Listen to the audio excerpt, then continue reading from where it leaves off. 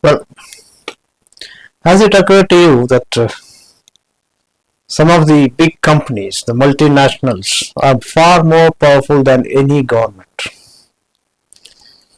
In fact, what we read, watch, browse, and eat, the headlines that grab our attention, the social media posts that confirm our fears and biases, the pills we pop and the weapons armies use. All of that and much else is controlled by a few networks of big companies.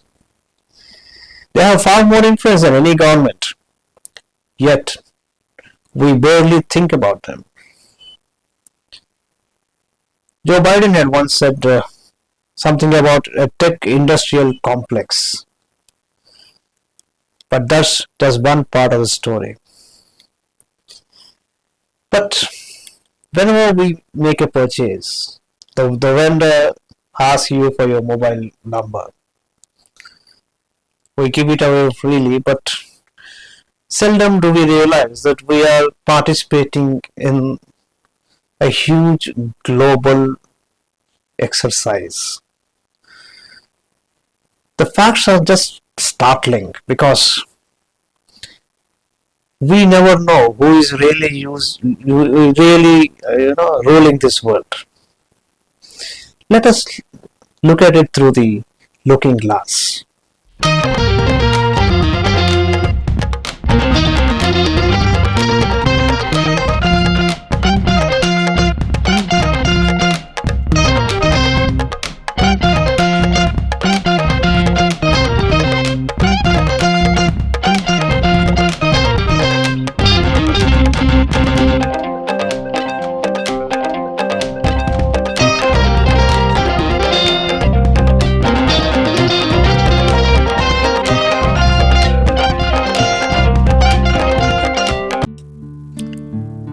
Let's take a look at what these industrial complexes are. The first one, the global tech industrial complex with a market size of $5 to $6 trillion annually.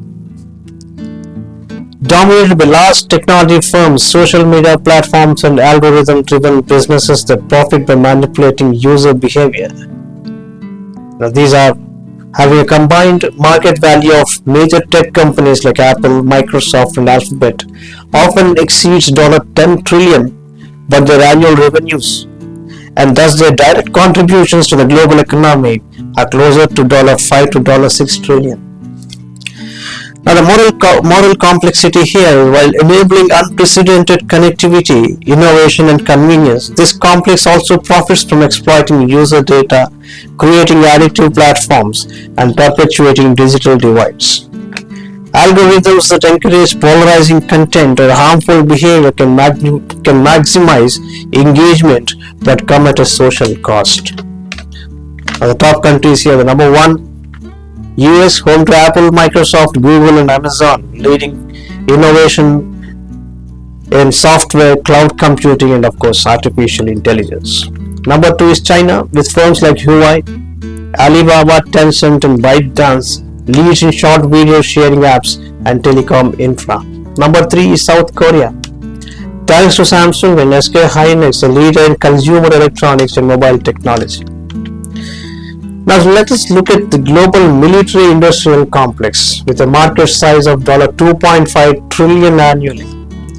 A network of defense contractors, weapon manufacturers, and military service providers. They profit from conflict.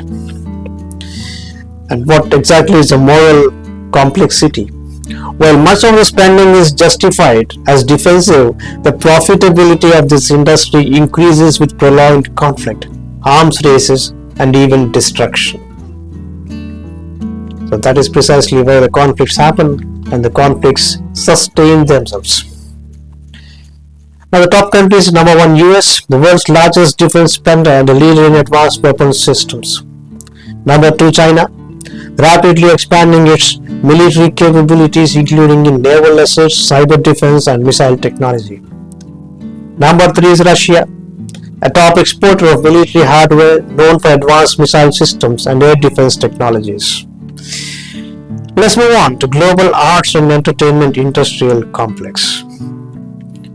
And just imagine how the world of entertainment has just shifted from very soft and light entertainment and with powerful storytelling, which really appease the intellectual thirst, and we have moved towards something like noise, a lot of music and those fights and violence and almost meaningless content in the movies. If that question comes to your mind, why? The answer is here. The market size is $2 trillion annually. A conglomerate of media corporations, streaming services, record labels, and art distributors. These companies profit from encouraging constant consumption of entertainment content. The industry often prioritizes mass appeal and commercial success, sometimes at the expense of deeper cultural or intellectual values. Now, this includes films, music, live performances, fine arts, and visual media. As of recent years, the combined entertainment and media market size surpassed $2 trillion, including streaming services, blockbuster movies, and global music production and distribution. Number 1, US. Hollywood and streaming platforms like Netflix and Disney Plus dominate global entertainment. Number 2, India. Bollywood's immense domestic and international reach ensures its position in the global film industry. South Korea is number 3, a hub for globally popular K-pop, Korean dramas, and Hallyu cultural exports. Now let's look at global animal agriculture industrial complex, the most distressing of fields. The market size is $2 trillion annually. It's a vast network of livestock farms, meat processing plants, feed producers, and distribution systems. And by perpetuating demand for meat and animal-derived products, this complex thrives on industrial-scale farming, unsustainable resource use, and dependence on antibiotics and monoculture feed crops. The direct result of this phenomenon is that several countries have actually lost their original produce, the original farming. Certain seeds have just vanished from the globe. Something else is happening. Around 26% of global food emissions comes from livestock farming. Over 70% of global poultry biomass and almost 95% of global mammal biomass, excluding humans, is dominated by livestock. Ethical concerns, including the mass slaughter of 100 billion animals annually and public health risks like antibiotic resistance, add to its systemic challenges. Which are the top countries? Number 1. One of the largest producers and exporters of beef, poultry, and dairy products is US. Number 2 is China, the largest consumer and producer of pork globally, alongside growing demand for beef and poultry. Number 3 is Brazil, a global leader in beef and poultry exports. It was reported some time ago in a section of the media that India is on the second position in exporting beef. The word used here is beef, but it's not actually beef. It is something like what they call cara beef or buffalo meat. Now, this is the water buffalo, and India does not export cow meat at all.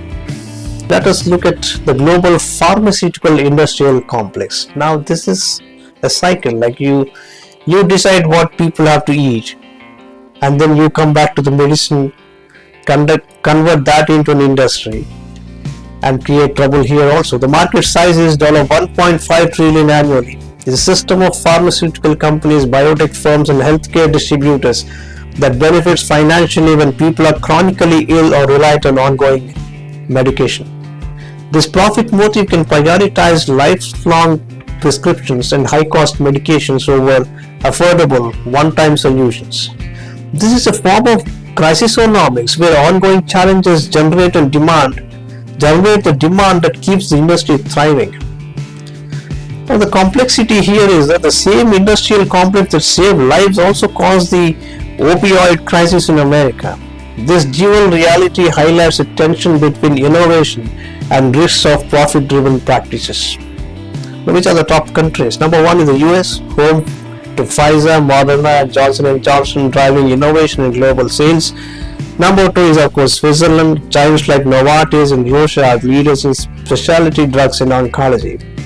Number 3 is Germany, big on pharma research and manufacturing, with leading firms like Bayer and Boehringer Ingelheim. Now let's look at the fast food industrial complex, which has a market size of $850 billion annually. A web of fast food chains, processed food manufacturers, quick service outlets, and producers of packaged foods such as potato chips, biscuits, and soda. By creating highly addictive, calorie-dense, and nutritionally poor products, and via aggressive marketing, the systemic harvester thrives on consumers' convenience-driven choices. The complexity here is that these companies produce cheap meals, create jobs, but obesity, diabetes, and heart disease are linked to fast food. Which are the top countries? Once again, the US, number 1, home to McDonald's, Starbucks, and Subway, and to major packaged and snack brands. Number 2 is China, a rapidly growing consumer market for both international fast food chains and locally produced packaged snacks. Number 3 is Japan, known for quality-focused fast food and innovative offerings tailored to regional tastes. Now let's look at the global news industrial complex. The market size, mind you, is $300 billion annually. It's a collection of news networks, media companies, and digital publishers that generate revenue through advertising, subscriptions, and click-driven content. This structure can incentivize sensationalism, polarized reporting, and outrage media, feeding the public a constant stream of conflict and controversy rather than balanced information. And the complexity here is the news industry plays a critical role in keeping the public informed and holding power to account. However, the pursuit of clicks and advertising dollars can also drive sensationalism and misinformation, harming public trust and discourse. The top countries, number 1, US, which is home to CNN, NYT, Bloomberg, and others. These outlets often shape global narratives. Number 2 is UK. BBC and Reuters are recognized globally for international news coverage. Number 3 is China. State-run outlets like CGTN and Xinhua expand the country's media influence internationally. Now let's take a look at the global influencer industrial complex. It's very interesting. The market size is estimated at $20 billion annually. A network of social media personalities, marketing agencies, and brand partnerships. Key traits are shallow engagement and short attention spans. Shallow engagement and short attention spans. By promoting curated lifestyles and fostering a culture of quick consumption, it often rewards surface level appeal over meaningful interaction or authentic value. I repeat this. By promoting curated lifestyles and fostering a culture of quick consumption, it often rewards surface level appeal over meaningful interaction or authentic value. Although small now, market size is estimated at $20 billion annually. It can grow far bigger with increasing consumer reliance on social media, higher engagement rates, and more businesses shifting advertising budgets towards influencer partnerships. The top countries, number 1 is US, home to Instagram and YouTube. China is number 2. Massive social platforms like Douyin and Weibo have created a vibrant influencer economy. Number 3 is Brazil.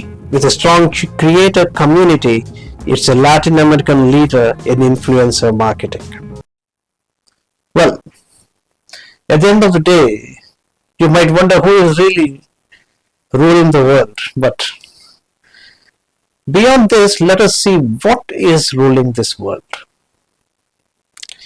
Number 1, the Industropolis, which is actually the interconnected industries that collectively shape economies and societies. Number 2, profitarchies. What are they? hierarchies of powerful entities that generate wealth by perpetuating profit-driven cycles of demand. Number 3, exploitation complexes. Systems that extract value from problems without fundamentally solving them. Number 4, crisisonomics. An economic model where revenue grows from crisis or systemic challenges, ensuring their persistence. Number 5, systemic harvesters. Entities that derive their profits from the continual harvesting of systemic issues. So this is what is happening around. And the question is, are we living inside a huge prison? We are perhaps imprisoned, and we do not know that we are prisoners. And that is the biggest tragedy. So what's going to happen next? We are blissfully unaware of what we are losing and where we are heading for. Thank you.